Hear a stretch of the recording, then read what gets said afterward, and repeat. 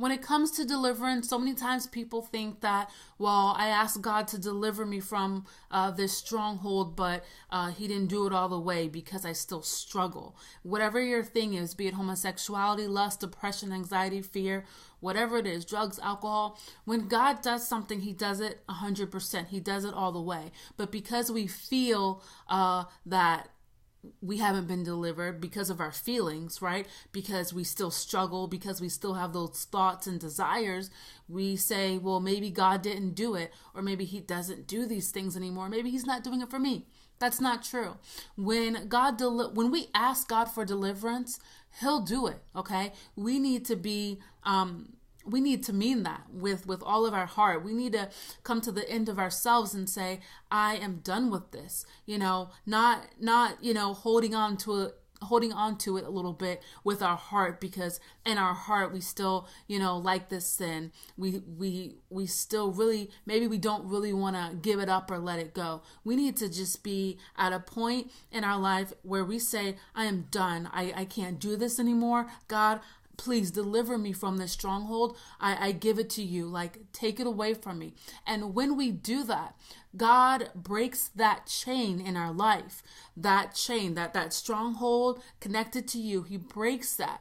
And we are no longer a slave to that sin. What does that mean? We no longer just blindly just following this sin. Now God is going to start filling us up with his word, right? We need to find a Bible-based church. He's going to start just illuminating things in our lives, just tugging on us, speaking to us about the little changes that we need to make, or just giving us revelation about maybe the different activities that we were involved in, that, hey, you know what? I shouldn't be doing this anymore. I shouldn't be doing that anymore. But so many times I just hear people say, I need to be delivered again. We don't need to be delivered again. We just need to walk this thing out. So when it comes to walking out our deliverance, we need to find a Bible-based church. We need to find a church where we're fed the word of God. Some churches that we walk into, we're falling asleep because we're like, oh, this is boring. I'm not really getting anything out of it. Find a new church. Find a church where you're just being fed and you're just like, this is a lot of good information, where God is just beginning to download things into you, where your mind is beginning to be transformed through Christ, and we also need to plug ourselves in with other believers. There's people who have been delivered from what you're struggling with. Find those people.